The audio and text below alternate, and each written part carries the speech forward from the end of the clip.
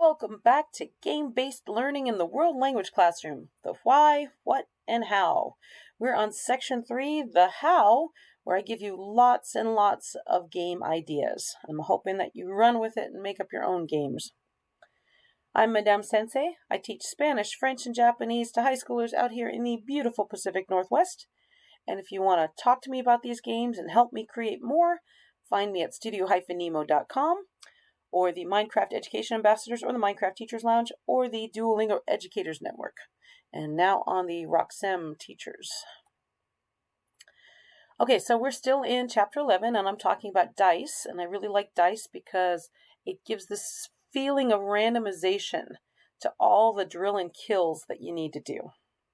So last time we talked about basic dice games, and now I'm going to give you some more solid dice. It was solid before. More specific. That's the word I'm looking for. English. I can speak English. All right, so I started with this game called Sixes. So subbing for elementary school math for a brief while, and there was this math game called Sixes, and I thought, I'll bet I can take this to my Japanese students because it's pretty darn engaging and the students love it, and the students need to practice. My Japanese students need to practice hiragana. They need to go a, I, ue, o, kakiku, keko, sashi. They need to practice writing these. They look so weird, okay?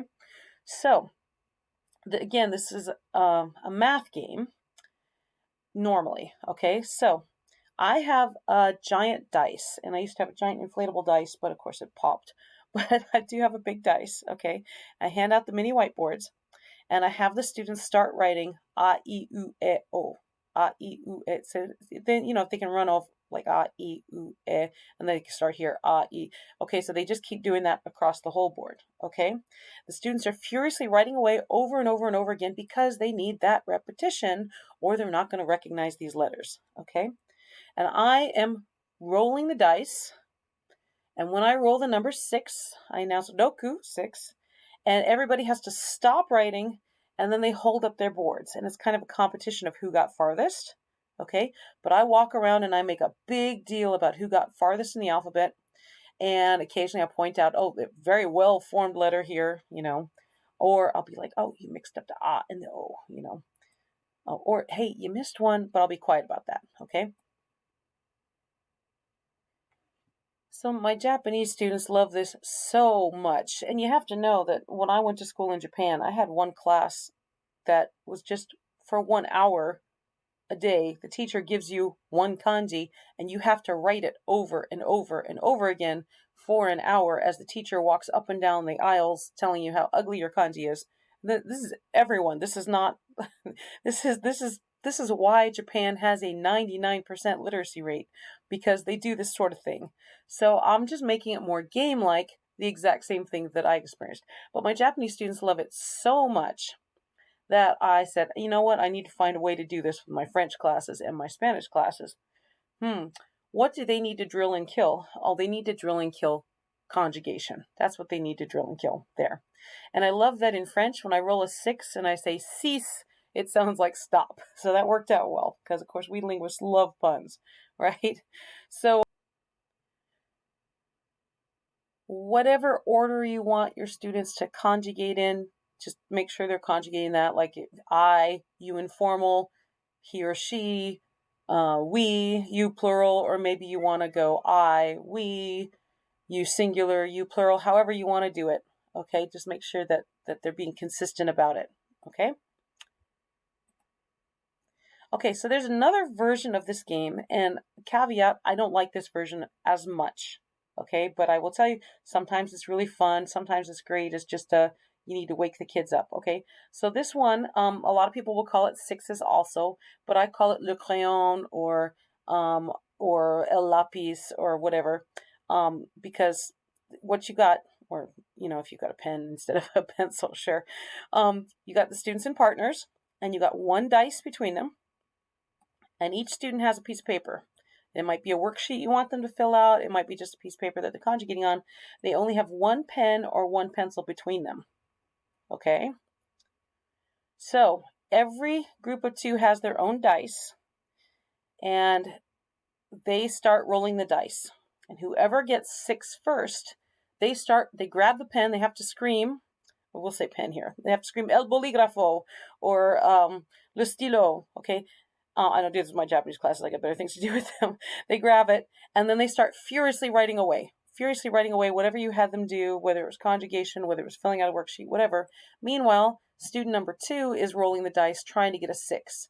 When he gets a 6, he screams el bolígrafo or le stilo. He grabs it and then he starts furiously writing away and then she's got to start rolling the dice. Okay?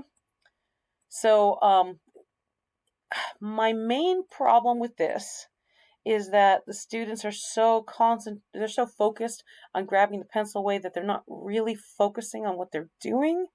And so for a long-term memory game, I don't feel that this works so well. I feel like it keeps everything in short-term memory. But it sure is fun. The students adore it.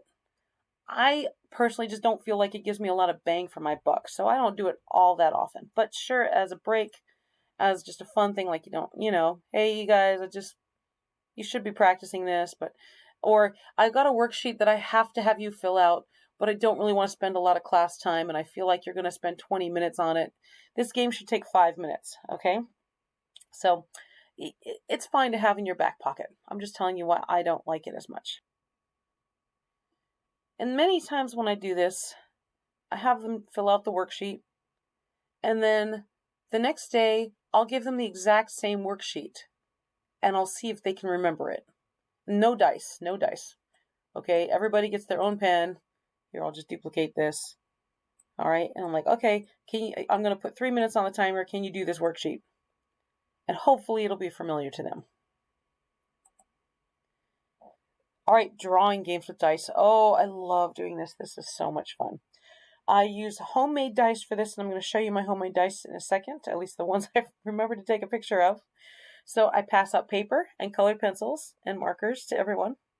And then I roll a dice, and I'll say, oh, there's a monster. He has, and I'll roll, 2 heads. The heads are, and I'll roll the dice. Oh, the heads are purple. He has 2 purple heads. He has, and I'll roll the dice, 3 yellow eyes. He has, roll the dice, 2 red hands. Roll the dice again, but only 1 arm. Okay, so this is especially good, I think, when you're just introducing the vocabulary and the students are caught in the silent period and they're not ready to really talk aloud, but you really want them learning the words and working with the words and applying the words. I've done it with school supplies, with clothing, with food. Sometimes I'll be like, I'll roll the dice. The book is under and I'll roll the dice. So it's under the chair. The chair is, and I'll roll the dice to the left of the pencil. I'm going to a party wearing, roll the dice, orange socks, roll the dice, purple shirt, roll the dice. Oh wait, I also have a green shirt over that. Maybe I brought a spare. You decide how you're going to draw that, okay? But I can't argue with the dice. That's what the dice said. So, frankly, the monster is the most fun, but any of them are really great for practicing anything. Okay, so here's an example of, as I rolled the dice, then I wrote on the board. So the students also had the scaffold of how to spell the words that I had just rolled. Okay. That was really fun. And then we have a gallery walk afterwards so everyone can laugh at their monsters. You could designate numbers, or this one, this is my secret. Like I keep this up at my desk so that I can roll the dice and I can say, oh, okay, the pencil is on top of, here's my Japanese one right here. Didn't have room to do all of this on one page. There we go. So I have right next to me, I can roll the dice and I can say, oh, the pencil is on top of, and then I roll the other dice, the dog, whatever. Okay.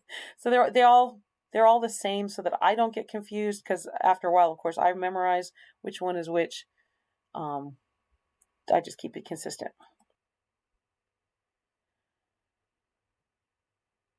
I also have charts like this for verbs, for possessive pronouns, for subjects, for animals. And so I can just, if I have 6 things, I can just pattern it to the dice. Okay. Writing games with dice.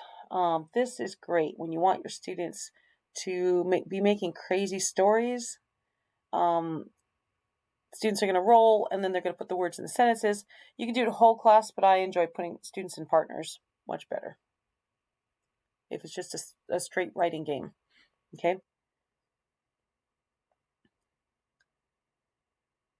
Again, I just love the randomization that dice bring.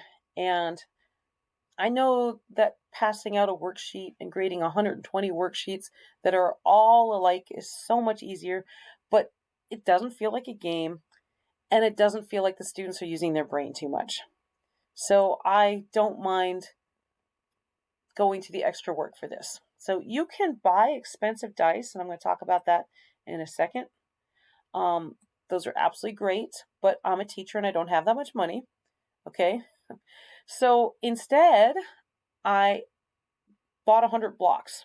Okay. The wooden blocks were cheap. Actually, I'll explain these ones in a second because you can see they're not quite square. Just plain wooden blocks. They're pretty cheap. I took 15 of them, a bunch of magic markers, and colored each side a different color.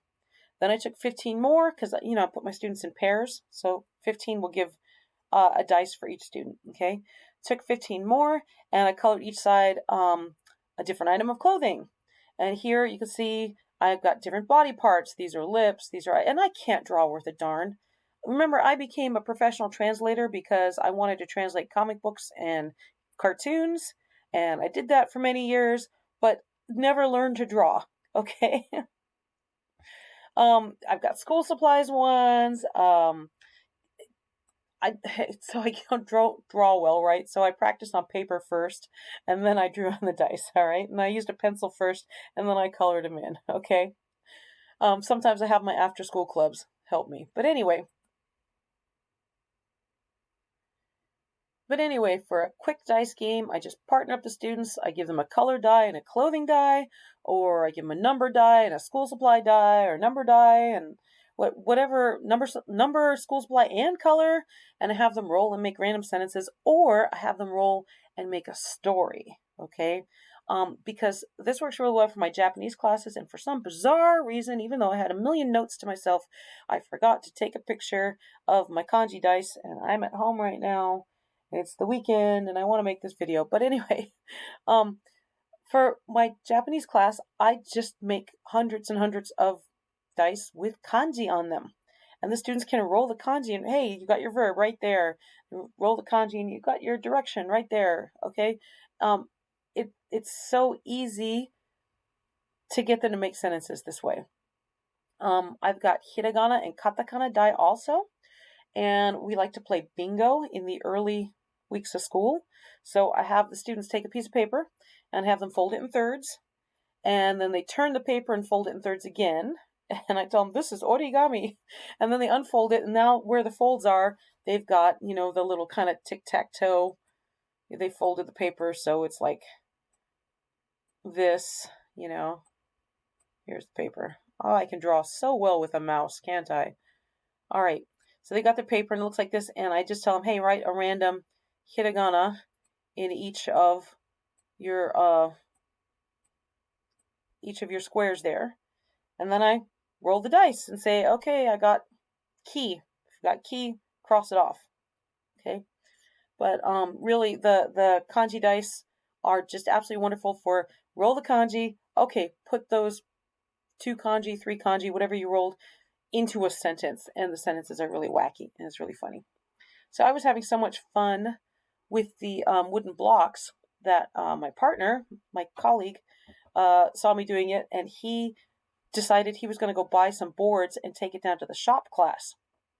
And so that's why these right here we go, right here, they're not quite square because, the shop students are just learning how to cut. But it's like, that's good enough. That's fine. They do roll just fine. Okay. So we got a bunch of more absolutely free. Actually, my colleague bought the boards, but they didn't cost much, right? So we have like hundreds and hundreds and hundreds of wooden blocks now. Okay. If you've got money, you can go down to a gaming store that sells like Dungeons and Dragons stuff, because there are really cool dice there. Some of them have more than 6 sides. When I was teaching music, I found empty 8-sided dice. They didn't have anything on it. And I wrote the solfeggio on it, the do, re, mi, so the students could like practice singing their intervals. But there's a lot of really cool esoteric dice in a gaming store, because maybe the dungeon master is going to roll the dice and say, the orc shoots a bow and hits you and they'll roll and they say, the hand. Okay, so you can use that kind of stuff for basic TPR. You can use it for Simon Says. You can use it for hand-to-hand. Let me show you how hand-to-hand is, okay? Simon Says you know how to play. TPR you know how to do. Hand-to-hand, here's my body dice that I got at a gaming store, okay? So I have students partner up, and I make sure I let the students choose their partner all the time. Make sure they're comfortable with the partner, or allow them to have a space bubble, because a lot of students don't like to be touched. And especially post-pandemic, a lot of students don't like to touch each other, okay? So I roll the body parts die twice, okay, because I can only afford one of these. And let's say you roll hand one time and head the other time. Okay, so you say, okay, you now it's hand and head. The students have to decide, one person puts their hand on the other person's head. Okay? It's goofy, it's funny, it's awkward, and it should be awkward because you want the students laughing, right? It's a fun game. Okay, a lot of Dungeons and Dragons dice will have weather on them, and that's so that the dungeon master can roll to determine if it's raining on the party or not. So I do have a couple of weather dice, and I don't have enough for everyone to have one. So if we're doing stations, I'll put one out on a station and have the students roll it, or I'll roll it and randomize whatever story we're working on, or whatever. Or of course you can just make your own. But it's super fun. All right, in our next episode, we're on chapter 12 of my book, and this is going to be about card games to teach vocabulary that needs to be drilled and killed. Hope to see you there.